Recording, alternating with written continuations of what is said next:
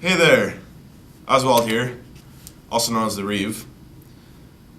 Not too sure what that is, but it's what they call me around here. So anyways, I got this story.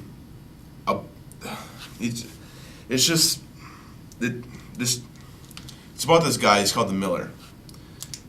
And he's not a good guy. But let me just tell you the story about this Miller. But before I do that, let me introduce you to two of my friends.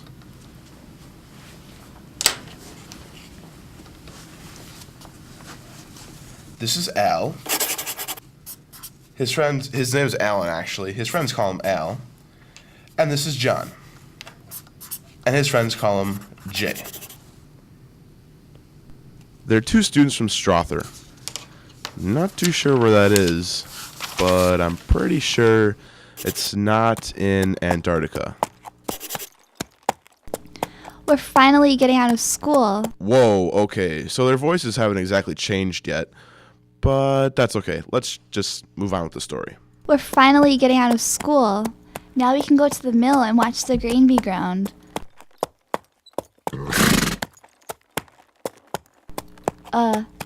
Jay, I forgot the GPS back at school. The what? The GPS, you know, the great planning device. Oh, what about the SL? What's that stand for? S? What are you talking about, Jay? You know GPS. You told me what the G and the P stood for, but never mind. Follow me. I know exactly the way.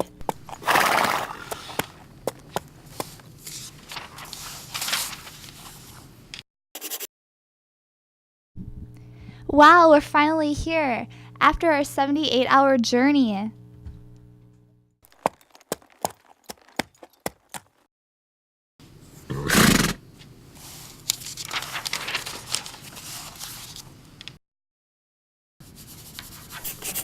And this is the Miller.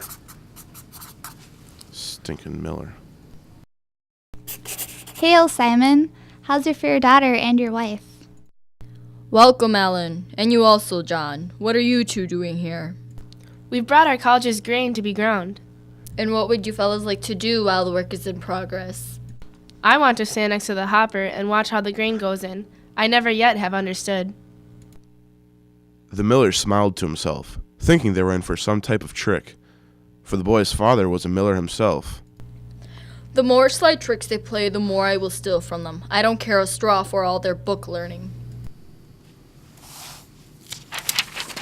Then, as Alan and John were diligently watching their grain be ground into flour, the devilish Miller snuck outside and untied their horse.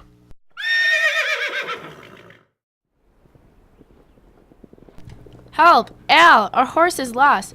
For God's sake, get a move on. Come here at once, man. The warden's saddle horse is gone. What? Which way did he go? Alan, your horse has gone to the marsh as fast as he can to join the wild mares. Oh, and by the way, this is the Miller's wife.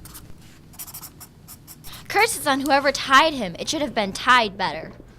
Al, put down your sword and let's get that horse. We shall run as fast as deer. While the students were off chasing their horse, that stinking Miller trades a half of their freshly ground grain with bran. My wife, take this and bake a cake of it. I believe these students were afraid of what might happen. But they don't fool me. Watch them struggle, for they won't catch that horse so easily. Stop! Whoa! Whoa! Whoa! By the time the two men finally caught their horse and made it back, it was nighttime, and they were hungry and exhausted. Not a very good combination. Curse the day that I was born. Now we have to put up with the mockery and jokes. Our meal is stolen, and people will call us fools, especially the Miller. Then the two students found the Miller and his daughter relaxing around a fire. They smiled at each other, noting the attractiveness of the Miller's 20-year-old daughter. For the love of God, Simon, we are exhausted and hungry. We cannot go on. Please, if you have any decency, you will provide us with some food and lodging. And we have plenty of money to give you. It is ready to be spent. If there is anything to eat, you shall have a share. My house is small, but you two have book learning. By logic, you can create a space a mile wide where there are only 20 feet. You two may stay. And now, my daughter, go to the village and bring back some bread and ale for these young men.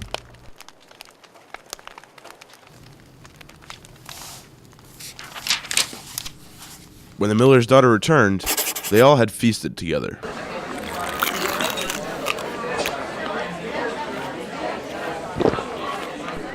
What delicious, juicy goose you have made, ma'am. Finally, around midnight, after having one too many, more like 10 too many adult beverages, they went to bed. Here is the bed my wife and I share. Over there is the bed of my daughter, whom I love. The two students smirked again, thinking about the miller's daughter. And here is the bed you two may share. There shall be plenty of space for you young men. The miller's wife placed a cradle of their baby at the foot of her bed, in case she had to tend to him in the middle of the night. Everyone then fell into a deep sleep, being well oiled from dinner.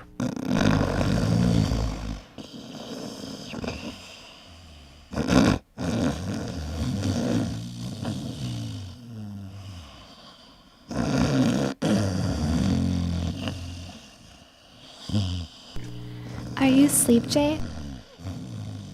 Did you ever hear such a sound before? A plague on people who make such harmony. Who ever heard of such a fantastic thing? Yes, they must come to the worst of bad ends. I won't be able to sleep this whole night long, but nevertheless, things will turn out for the best. For Jay, as I hope to prosper. I'm going to sleep with that wench. Surely, Jay, we are legally entitled to some compensation. There's a law that says if a man suffers some grievance in some way, he shall be repaid in another. Our grain is stolen. There's no doubt about that. We've had a bad time all day. Since we are not going to be repaid for our loss, I will arrange my own compensation. By God, so it shall not be otherwise. Al, listen, the miller is a dangerous man. If he wakes up, he might do us both harm. Then, Alan crept into the bed of the daughter of the miller, and did God knows what. She didn't know what was happening until it was too late to cry for help. Meanwhile, John laid in bed thinking to himself, This is a cruel joke. I see clearly that I'm nothing but a fool. My friend now has something for the harm he suffered. He's in bed with the miller's daughter. He took a risk and has got what he wanted, while I lie on a sack of straw in my bed. In the future, when this adventure is told, I'll look like a fool, a sissy. I will get up and try my chances too, by my faith. Soon after, the wife stops snoring, gets up and has to go tinkle. So then John gets up, goes quietly over to the cradle, and softly moves it to the foot of his own bed. When the wife returned, she searched in the dark room for the cradle. I almost made a mistake. I almost got into bed with the students. Oh, bless me. Then I would have been in a bad spot. She crept around the room until she found the cradle, and then crawled into bed with John, which she thought was her own because the cradle stood at its foot. Then, just as the wife would have gone to sleep, John jumped up. Well, I'm sure you can fill in the blank from there. These two continued their jolly sport until about dawn. Farewell, my sweet one. Daylight is here. I can stay no longer. But in the future, wherever I go, I am your own scholar, as long as the soul is in my body. Now, dear lover, go farewell. But before you go, I want to tell you one thing. When you pass by the mill on the way home, if you look behind the front door, you will find a cake from a half bushel of your own flour, which I helped my father steal. God save you and guard you. Alan then got up and made his way to the bed, which he thought was the one that he was staying in that night, but it was actually the bed of the miller. Thinking he was next to John, he grabbed him by the neck and began to whisper to him. Jay, you hogshead, wake up and hear a great joke. By St. James, 3 times during this night, I have laid the miller's daughter flat on her back, while you have stayed here like a coward. Oh, have you, false knave, false traitor, son of a stitch? You shall die by God's worth. How dare you insult my daughter? The miller grabbed Alan by the Adam's apple, threw him on the ground. In the meantime, the wife and John awoke from the noise and began to search the room for a stick to stop the fight. The wife, who obviously knew the room and the interior of the house better than John, found a stick by the wall and began to beat the miller, thinking it was Alan. Soon after, the miller gave up his fight. Quick, Jay, let's get out of this place. Grab the cake, and I'll get the horse. So in the end, the proud miller was well beaten, lost money for grinding the wheat, and having to pay for the student's supper.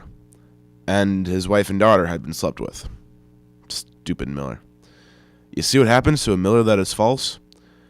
Therefore the proverb is true which says, "He who does evil must not expect good. A cheat himself will be outwitted." Here ends my tale.